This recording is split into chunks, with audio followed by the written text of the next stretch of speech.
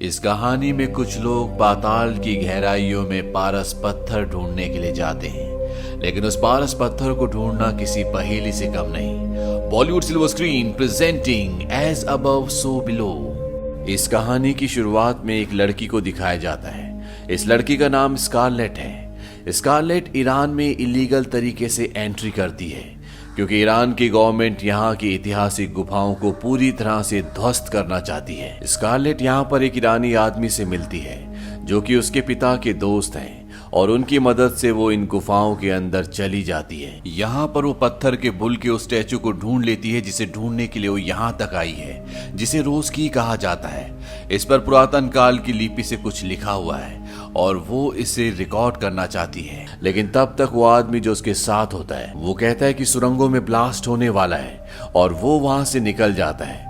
लेकिन स्कारलेट इस पूरे स्टैचू में जितनी भी चीजें लिखी होती है उन सबको कैमरे से रिकॉर्ड कर लेती है, और जैसे वो यहाँ से बाहर निकलती है उसे सामने रस्सी पर लटके हुए अपने पिता दिखते हैं। दरअसल उसके पिता ने बहुत पहले स्ट्रेस में आकर अपनी जान दे दी थी, और तभी यहाँ पर एक ब्लास्ट होता है और स्कारलेट यहाँ से निकल जाती है। स्कारलेट को जो आदमी इन गुफाओं के अंदर लाया होता है वो कहता है कि तुम मुझे तुम्हारे पिता की याद दिलाती हो, लेकिन उनकी खोज पागलपन की हद तक चली गई थी। वो कहती मेरे पिता पागल नहीं थे। वो आदमी कहता है कि जो कोई भी पारस पत्थर की तलाश करता है वो पागल ही है, और यहाँ पर हमें ये पता चलता है कि स्कारलेट पारस पत्थर की तलाश में है और उसके पिता भी यही तलाश कर रहे थे, लेकिन उन्हें कभी भी वो पारस पत्थर नहीं मिला। आज से 600 साल पहले एक साइंटिस्ट थे जिनका नाम था निकोलस फ्लेमल, और उन्होंने एक पारस पत्थर बनाया था, जो पत्थर कभी किसी को नहीं मिला। कहा जाता है वो पत्थर किसी भी चीज को सोने में बदल सकता है, उससे इंसान अमर हो सकता है, और अब स्कारलेट भी उसे ढूंढना चाहती है। स्कारलेट आर्कियोलॉजी और एल्केमी की प्रोफेसर है। उसे कई पुरानी भाषाएं भी आती हैं। एल्केमी उस रसायन शास्त्र को कहा जाता है जिसमें अलग अलग धातुओं से सोने को बनाया जाता है, और अब वो किसी भी कीमत में उस पारस पत्थर को ढूंढना चाहती है।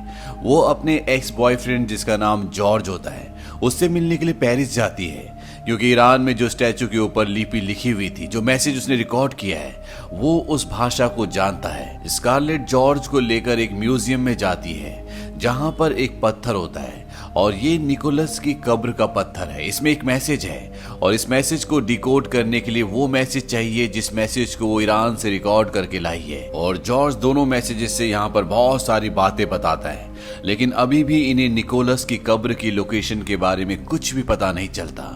अब जो म्यूजियम में पत्थर लगा होता है, जो कि निकोलस की कब्र का पत्थर है, वहां पर एक आदमी का चित्र होता है जिसकी पीठ पर चाबी लगी होती है, और ये देखने के बाद स्कारलेट उस पत्थर को निकाल कर उल्टा करती है, उसके ऊपर केमिकल डालती है, और तभी वहां पर एक मैसेज उभर जाता है।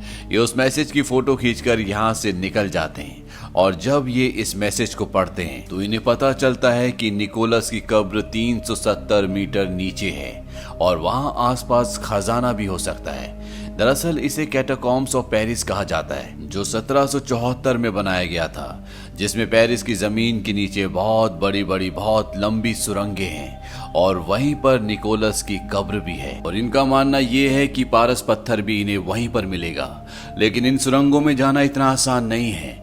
ये कई 100 साल पुरानी सुरंगें हैं, जिसे सरकार ने 1786 में बंद कर दिया था। इन सुरंगों के अंदर 60 लाख लोगों के कंकाल हैं, क्योंकि कभी यहाँ पर कब्रिस्तान हुआ करता था। लेकिन अगर इन्हें इन सुरंगों के अंदर जाना है तो इन्हें किसी ऐसे की जरूरत है जिसे इन सुरंगों के बारे में पता हो, क्योंकि यहाँ पर सुरंगों का भूल भुलैया है, यहाँ पर सुरंगों का जाल है। इसीलिए स्कारलेट और जॉर्ज यहीं के एक लड़के के पास जाते हैं जिसका नाम पेप्लियन है, और उसे इन सुरंगों की काफी अच्छी जानकारी है। स्कारलेट उसे कहती है कि तुम भी हमारे मिशन में शामिल हो जाओ। वो कहता है मैं ऐसा क्यों करूंगा। स्कारलेट कहती है कि जहां पर कब्र है वहां पर बहुत सारा खजाना है, अगर तुम चाहो तो उस पूरे के पूरे खजाने को तुम रख सकते हो, और खजाने के लालच में वो इनके साथ जाने के लिए तैयार हो जाता है। पेप्लियन की गर्लफ्रेंड और पेप्लियन का एक दोस्त भी इनकी टीम में शामिल हो जाता है। हालांकि जॉर्ज इनके साथ नहीं जाना चाहता, क्योंकि इसी तरह की एक सुरंग में उसके भाई की मृत्यु हो गई थी, लेकिन स्कारलेट उसे मना लेती है, और अब ये सब के सब उन सुरंगों के अंदर दाखिल हो जाते हैं। सुरंगों के काफी अंदर जाने के बाद एक जगह इन्हें बहुत सारी हड्डियां दिखती है और वहां से रास्ता बहुत संकरा होता है। इनके साथ जो पेप्लियन होता है वो कहता है हमें यहीं से जाना होगा, लेकिन स्कारलेट वहां पर एक और दूसरा रास्ता देखती है जो पूरी तरह से बंद होता है। स्कारलेट उस रास्ते को खोल रही होती है। पेप्लियन कहता है कि हम वहां से नहीं जा सकते, हमें हड्डियों वाले संकरे रास्ते से जाना होगा, क्योंकि जिस रास्ते को तुम खोल रही हो आज तक जो भी उसके अंदर गया है वो कभी भी वापस नहीं आया। और ये सब के सब रेंगते हुए हड्डियों वाले रास्ते से आगे बढ़ते हैं, लेकिन कुछ ही देर बाद ये देखते हैं कि वापस उसी जगह पर आ गए जहां पर स्कारलेट रास्ता खोल रही थी। और अब इनके पास कोई भी चारा नहीं है, इन्हें उसी रास्ते से अंदर जाना होगा। और ये सब के सब उस रास्ते के अंदर दाखिल हो जाते हैं। पेप्लियन इन सबको बताता है कि ये सुरंगें बहुत खतरनाक है और वो पहले कभी भी इन सुरंगों के अंदर नहीं आया। और तभी सब देखते हैं कि पेप्लियन का नाम दीवार पर लिखा होता है, वहां पर पेप लिखा होता है। और ये देखकर पेप्लियन खुद भी हैरान हो जाता है, उसे कुछ समझ में नहीं आता कि उसका नाम दीवार पर किसने रखा। और तभी यहाँ पर सबको फोन की एक घंटी सुनाई देती है। पेप्लियन इन सबको बताता है कि बहुत वक्त पहले यहाँ से एक फोन कंपनी अपनी लाइन चलाती थी, लेकिन 50 साल पहले वो यहाँ से सब कुछ ले गए। अब उस कंपनी का यहाँ पर एक कतरा भी नहीं है। और ये सब के सब अब उस तरफ बढ़ना शुरू करते हैं जहाँ से फोन की घंटी की आवाज आ रही होती है। और जब ये आगे जाते हैं तो ये देखते हैं कि वहां पर एक पियानो होता है। ये सब देखकर हैरान होते हैं कि यहाँ पर पियानो कहाँ से आया। दरअसल ये वो जगह होती है जहां पर आज से 50 साल पहले एक पूरी की पूरी बिल्डिंग धंस गई थी और इस जगह का नाम होता है बैरियर डेनफर। जॉर्ज बताता है कि इसमें कई लोगों की मौत हो गई थी। पेप्लियन कहता है हाँ, और इसके बाद 50 मजदूरों को यहाँ पर भेजा गया था। उनका आज तक कुछ पता नहीं चला कि वो कहाँ चले गए। जॉर्ज कहता है कि जब यहाँ पर बिल्डिंग गिरी होगी तब ये पियानो यहीं पर रह गया होगा। और वो पियानो के पास जाता है। वो सबको बताता है कि बचपन में उनके पास भी एक ऐसा ही पियानो था जिसे वो और उसका छोटा भाई बजाया करते थे, लेकिन वो कभी भी उस पर गाना पूरा नहीं बजा पाते थे क्योंकि उसकी A4 की यानी कि A4 बटन खराब था। और इसके बाद जॉर्ज उस पियानो को बजाता है और जैसे वो A4 की दबाता है तो वो की काम नहीं कर रहा होता, यानी कि ये वही पियानो है जो बचपन में वो और उसका भाई बजाया करते थे। लेकिन वो पूरी तरह से हैरान होता है कि उनका पियानो यहाँ पर कैसे आया। लेकिन इससे पहले कि ये कुछ सोच पाते, टेलीफोन की घंटी एक बार फिर से बजती है और स्कारलेट उस जगह पहुंच जाती है जहां पर फोन होता है। वो फोन का रिसीवर उठाकर हेलो कहती है और दूसरी तरफ से एक आवाज आती है। वो आवाज कहती है कि तुम मुझसे बात क्यों नहीं करती स्कारलेट। स्कारलेट को कुछ समझ में नहीं आता, वो पूरी तरह से घबरा जाती है, परेशान हो जाती है और फोन को रख देती है। और तभी दीवार के पीछे से कोई निकलता है। ये पेप्लियन का दोस्त होता है जो कई सालों पहले इन गुफाओं के अंदर आया था और उसके बाद उसे किसी ने नहीं देखा। वो इन सब को कहता है कि तुम्हें यहाँ पर नहीं आना चाहिए था, यहाँ पर किसी को नहीं आना चाहिए था, मुझे ढूंढने आज तक कोई नहीं आया। और इसके बाद वो यहाँ से जाने लगता है। ये सब के सब उसके पीछे जाने लगते हैं और जब ये सुरंगों से आगे बढ़ते हुए एक जगह पहुंचते हैं तो देखते हैं कि वहां पर लकड़ी के बहुत सारे टुकड़े होते हैं। और जब ये उन्हें हटाते हैं तो ये देखते हैं कि वहां पर एक बहुत गहरा टनल है। स्कारलेट कहती है कि हम बिल्कुल सही रास्ते पर हैं, चैम्बर इसी सुरंग के दूसरी तरफ है, हमें इससे नीचे जाना होगा। और एक बार हमें चैम्बर यानी कि वो ताबूत मिल जाए तो हमें खजाना, पारस पत्थर और बाहर जाने का रास्ता भी मिल जाएगा। और ये एक एक करके रस्सियों के सहारे नीचे उतरना शुरू कर देते हैं। हालांकि पेप्लियन का जो साथी होता है वो नीचे उतरते हुए गिर भी जाता है, जिससे उसके हाथ में चोट आती है। और अब जब ये आगे बढ़ रहे होते हैं तभी यहाँ पर इन्हें आवाजें आना शुरू हो जाती हैं और धीरे धीरे ये आवाजें बढ़ती चली जाती है। और तभी इनको यहाँ पर एक छोटा सा बच्चा दिखता है। इनमें से किसी को कुछ नहीं पता कि ये बच्चा कौन है और अगले पल वो बच्चा अंधेरे में कहीं गायब हो जाता है। ये सब यहाँ से आगे बढ़ते हैं और ये देखते हैं कि रास्ता अब बंद हो चुका है, यानी कि ये फंस चुके हैं। और इस बात से सभी घबरा जाते हैं। लेकिन तभी इन्हें पत्थर पर एक चित्र दिखाई देता है और ये एक गिद्ध का चित्र होता है जो एक तरफ इशारा कर रहा होता है और सामने पत्थर पर एक और निशान होता है। और ये निशान ठीक वैसे ही होता है जैसे मिस्र के लोग अपने राजाओं की कब्रों को छुपाने के लिए बनाया करते थे।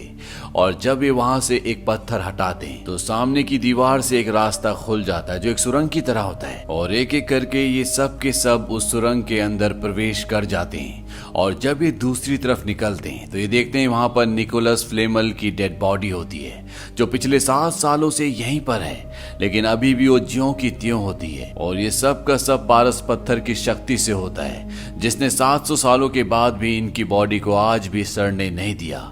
लेकिन पारस पत्थर यहाँ पर कहीं भी नहीं होता। और अब स्कारलेट अपने नोट्स निकालती है जो उसने कई सालों में इकट्ठा किए हैं, और वो देखती है कि वहां पर लिखा होता है कि पंखों वाला गिद्ध आपको रास्ता दिखाता है, और आपको दिखती है सबसे तेज रोशनी, और वो सबको अपने अपने टॉर्च बंद करने के लिए कहती है। और जैसे सब अपने टॉर्च बंद करते हैं तो इन्हें पानी में एक रोशनी दिखाई देती है, और स्कारलेट समझ जाती है कि हो ना हो पारस पत्थर तक पहुंचने का यही रास्ता है। हालांकि उसे सब पानी के अंदर से जाने से मना करते हैं, लेकिन स्कारलेट पानी के अंदर एक छोटी सी टनल से होते हुए दूसरी तरफ निकल जाती है। और जब वो दूसरी तरफ पहुंचती है तो वो देखती है कि वहां पर खजाना होता है। और इसके बाद एक एक करके सब यहाँ पर पहुंच जाते हैं। सभी को खजाना देखकर बहुत खुशी होती है, लेकिन स्कारलेट को खजाना नहीं चाहिए, उसे वो पारस पत्थर चाहिए जिसके लिए उसके पिता ने अपनी पूरी जिंदगी दे दी। और वो देखती है कि दीवार पर एक चित्र बना हुआ है जो एक बहुत पुरानी गाथा को रिप्रेजेंट करता है, और वो समझ जाती है कि इसी चित्र में कहीं ना कहीं पारस पत्थर है, और वहां पर एक लाल रंग का पत्थर होता है, और ये पारस पत्थर है। उस पत्थर को निकाल लेती है। यहाँ पर दूसरी तरफ जहाँ पर खजाना होता है, उसके साथ ही उस ग्रिल को, उस दरवाजे को हटा देते हैं, और जैसे वो दरवाजे को हटाते हैं ऊपर से पत्थर गिरना, छत गिरना शुरू हो जाती है, जिसमें पेपियोन का वो दोस्त जो इन्हें यहीं गुफा में मिला होता है वो दब जाता है, उसकी मृत्यु हो जाती है। और साथ ही साथ पेपियोन की गर्लफ्रेंड होती है, उसका हाथ जख्मी हो जाता है। लेकिन जब स्कारलेट उसके हाथ पर पारस पत्थर लगाती है तो उसकी जख्म पूरी तरह से ठीक हो जाते हैं। लेकिन अब ये सब खजाना यहाँ से बाहर नहीं ले जा सकते, क्योंकि खजाना पत्थरों के उस तरफ है। वो दरवाजा, वो रास्ता पूरी तरह से बंद हो चुका है, और ये सब के सब यहाँ पर फंस चुके हैं। लेकिन तभी यहाँ इन्हें पत्थर के ऊपर एक दरवाजे का निशान दिखता है, लेकिन ये दरवाजा नहीं होता, यहाँ पर एक चित्र भी होता है। और जब स्कारलेट उस चित्र को देखती है तो वो कहती है इस चित्र का मतलब है कि जैसा ऊपर है वैसा नीचे भी, यानी एज अबव सो बिलो। और इस चित्र को देखने के बाद जो दरवाजा पत्थर के ऊपर होता है वो उसके ठीक नीचे पत्थर से तोड़ना शुरू करती है, और वहां पर एक टनल विजिबल हो जाता है। ये सब के सब उस टनल के अंदर जाना शुरू करते हैं, और कुछ दूर जाने के बाद इनके सामने एक और टनल आती है जिस पर लिखा होता है कि अंदर प्रवेश करने से पहले सब आशाएं छोड़ दो। और ग्रीक माइथोलॉजी के हिसाब से ऐसा नर्क के द्वार के बाहर लिखा होता है, लेकिन इनके पास कोई रास्ता नहीं है, इन्हें अंदर जाना ही होगा।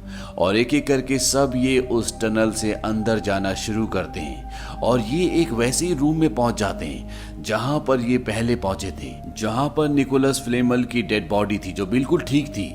लेकिन यहाँ पर जो डेड बॉडी होती है वो पूरी तरह से सड़ चुकी होती है, और यहाँ पर इनका वो साथी अभी जो कुछ देर पहले पत्थरों के नीचे दबकर मर चुका था, वो मरा नहीं होता बल्कि वो जिंदा होता है। लेकिन वो किसी से कुछ बात नहीं कर रहा होता, ऐसा लगता है कि उसकी दिमागी हालत पूरी तरह से खराब हो चुकी है। और तभी पेपियोन की गर्लफ्रेंड जो उसकी दोस्त भी होती है वो उसके पास जाती है, उससे बात करने की कोशिश करती है, लेकिन वो उस पर हमला करके उसे मार देता है और सुरंगों में कहीं गायब हो जाता है। हालांकि स्कारलेट पेपियोन की गर्लफ्रेंड को यहाँ पर पारस पत्थर से बचाने की कोशिश भी करती है, लेकिन इसका कोई फायदा नहीं होता।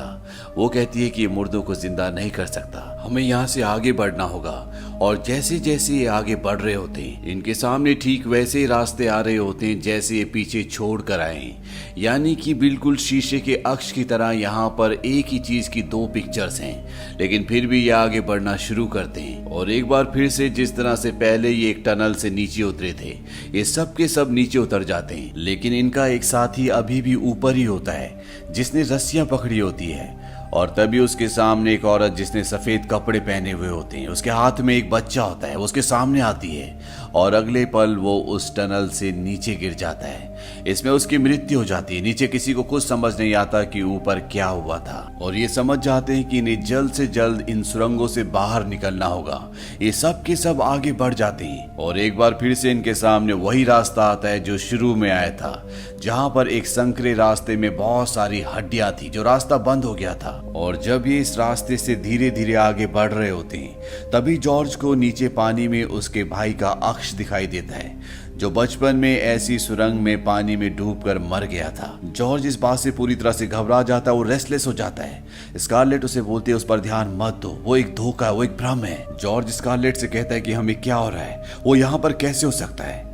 स्कारलेट कहती है कि मुझे कुछ नहीं पता। और अब ये सिर्फ 4 लोग बचे हुए हैं और जब ये आगे जाते हैं तो ये देखते हैं कि वहां पर एक गाड़ी में आग लगी होती है, उसके अंदर कोई होता है। पेपियोन इसे देखकर डर जाता है और वो उससे कहता है कि इसमें मेरी कोई गलती नहीं थी। और अगले पल पेपियोन अपने आप ही उस गाड़ी की तरफ खींचता चला जाता है। हालांकि जॉर्ज स्कारलेट उसे रोकने की कोशिश करते हैं लेकिन वो रोक नहीं पाते और वो गाड़ी के अंदर चला जाता है। गाड़ी गायब हो जाती है और इस तरह से पेपियोन का भी अंत हो जाता है। ये तीनों की तीनों यहाँ से आगे भागना शुरू करते हैं। इन्हें यहाँ पर अजीब अजीब सी आवाजें आ रही होती हैं और तभी इनके सामने एक साया आता है जिसने काले कपड़े पहने हुए होते हैं। ये सब के सब डर जाते हैं। यहाँ पर दीवार पर भी कई उभरी हुई मूर्तियां होती है और अगले पल वो जिंदा हो जाती हैं और वो सब के सब मिलकर जॉर्ज को बहुत बुरी तरह से जख्मी कर देती हैं। जॉर्ज को स्कारलेट और उसका एक और साथी यहाँ से खींच कर ले जाते हैं। उसकी गर्दन पर बहुत गहरा जख्म होता है। स्कारलेट जॉर्ज से कहती है कि तुम चिंता मत करो, तुम जल्दी ठीक हो जाओगे। और वो पारस पत्थर उसकी गर्दन पर उसके घाव पर लगाती है लेकिन वो ठीक नहीं होता। स्कारलेट को कुछ समझ नहीं आता कि ये सब क्या हो रहा है। और तभी उसे एक लाइन याद आती है जो उसने इस पारस पत्थर के बारे में पढ़ी थी, धरती के गुप्त अंधेरों में जाओ, अपनी गलती को सुधारो और तुम्हें असली पारस पत्थर मिल जाएगा। और वो समझ जाती है कि ये पारस पत्थर असली नहीं है, इसे दोबारा उसी जगह पर जाना पड़ेगा जहां पर उसे ये पारस पत्थर मिला था। और वो जॉर्ज को और अपने दूसरे साथी को यहीं पर छोड़कर उस तरफ निकल पड़ती है। रास्ते में उसे कई मुश्किलों का सामना करना पड़ता है और वो उस जगह पहुंच जाती है जहां से उसने पारस पत्थर निकाला था। वो पारस पत्थर को वापस लगा देती है लेकिन उसे कुछ समझ नहीं आता कि अब आगे उसे क्या करना है। तभी यहाँ पर एक मिरर होता है जिसके ऊपर धूल जमी होती है और जब वो उस धूल को हटाती है तो उसमें उसे अपना चेहरा नजर आता है और स्कारलेट समझ जाती है कि पारस पत्थर की शक्तियां अब उसके अंदर है और वो यहाँ से निकल जाती है। और तभी उसे एक आदमी दिखता है जिसके मुंह पर कपड़ा होता है और वो रस्सी से लटका हुआ होता है। और जब वो उस कपड़े को हटाती है तो वो उसके पिता होते हैं जिन्होंने अपनी जान दे दी थी। दरअसल अपनी जान देने से पहले उन्होंने स्कारलेट को कॉल किया था लेकिन स्कारलेट ने उनका कॉल नहीं उठाया था और उसके दिल में इस चीज का गिल्ट आज तक था। लेकिन कॉन्शियसली उसने कभी भी इस सच्चाई को एक्सेप्ट नहीं किया था। इसीलिए इस कहानी की शुरुआत में भी उसे अपने पिता दिखते हैं और अब वो अपने पिता से माफी मांगती है। वो कहती है कि मुझसे गलती हो गई और जब वो ये एक्सेप्ट कर लेती है उसके पिता वहां से गायब हो जाते हैं। इसके बाद स्कारलेट जॉर्ज के पास पहुंच जाती है और वो अपने हाथ उसके घाव पर लगाती है और अगले पल जॉर्ज एकदम ठीक हो जाता है। लेकिन अभी भी यहाँ पर अजीब अजीब सी आवाजें आ रही होती हैं। वो साए लगातार इनकी तरफ बढ़ रहे होते हैं। इन्हें चारों तरफ कोई रास्ता नहीं दिखता लेकिन तभी इन्हें नीचे एक बहुत गहरी सुरंग दिखाई देती है। स्कारलेट कहती कि हमें यहाँ से जाना होगा लेकिन जॉर्ज और उसका साथी यहाँ से नहीं जाना चाहते क्योंकि जितनी गहरी ये सुरंग है इतनी लंबी इनके पास रस्सी नहीं है, यानी कि अगर ये इसके अंदर कूदे तो इन सब की जान चली जाएगी। स्कारलेट जॉर्ज से पूछती है कि तुम्हें अपना भाई बार बार क्यों दिखता है, ऐसी कौन सी बात है जो तुम्हारे दिल में है। जॉर्ज बताता है कि जब बचपन में उसका भाई गुफा में फंस गया था तो वो मदद लेने के लिए गया था लेकिन वो खुद रास्ता भूल गया और इस वजह से उसकी भाई की मृत्यु हो गई और यही एक गिल्ट था जिसकी वजह से बार बार उसे अपना भाई दिखता था। इनके साथ जो दूसरा साथी होता है वो कहता है कि उसका एक बच्चा है। हालांकि उस लड़की से उसकी शादी नहीं हुई लेकिन कभी भी उसने उस बच्चे को एक्सेप्ट नहीं किया, उसकी जिम्मेदारी नहीं ली। इसीलिए इन्हें टनल में एक बच्चा भी दिखा होता है और जितने भी लोग यहाँ पर मरे होते हैं उन सब के साथ उनके अपने अपने गिल्ट होते हैं जिसकी वजह से उन्हें उन्हीं के हिसाब से अलग अलग साए दिख रहे होते हैं। और अब जब इन सब ने अपने गुनाहों को एक्सेप्ट कर लिया, अपने गिल्ट को एक्सेप्ट कर लिया तो ये उस टनल में कूद जाते हैं लेकिन इनकी जान नहीं जाती बल्कि ये एक चैम्बर में फंस जाते हैं। और तभी इन्हें वहां पर एक ढक्कन दिखाई देता है। ये उस ढक्कन को ऊपर खींचने की बहुत कोशिश करते हैं लेकिन वो हिलता भी नहीं है। लेकिन जब ये उस ढक्कन को नीचे धकेलते हैं तो वो खुल जाता है और ये तीनों की तीनों बाहर आ जाते हैं। ये नोट्रे डेम पेरिस में है और बाहर आने के बाद ये तीनों एक दूसरे के गले लग जाते हैं। और अंत में स्कारलेट का इंटरव्यू दिखाया जाता है जिसमें वो बताती है कि उसे खजाने से कोई प्यार नहीं, वो खजाना नहीं ढूंढना चाहती बल्कि वो एल्केमी की स्टूडेंट है, ये उसका काम है, इसीलिए वो ये सब करती है। और इस तरह से स्कारलेट ने अपने पिता का अधूरा काम जिसके लिए उन्हें पूरी दुनिया ने क्रिटिसाइज किया, उसे पूरा कर लिया। इस कहानी में हमें बहुत सारी ऐसी चीजें दिखाई गई जो आप कभी भी जस्टिफाई नहीं कर सकती, जिनका कोई लॉजिक नहीं है। लेकिन इस कहानी का एक सबसे बड़ा लॉजिक ये है कि अगर हम जिंदगी में कोई गलती करते हैं, उसे एक्सेप्ट कर लेते हैं, तो हमारी आत्मा, हमारा जो कॉन्शियस सबकॉन्शियस माइंड होता है, वो पूरी तरह से पवित्र हो जाता है। और ऐसा करने से हमें हमारी जिंदगी में सही रास्ता मिलता है, सही दिशा दिखती है। तो ये थी पूरी कहानी एज अबव सो बिलो की। ये फिल्म सन 2014 में रिलीज हुई थी। IMDb पर इसकी रेटिंग है 6.2। इस फिल्म का बजट था $5 मिलियन और बॉक्स ऑफिस पर इसने कमाई की थी $42 मिलियन की। उम्मीद करते हैं कि ये कहानी आपको पसंद आई होगी।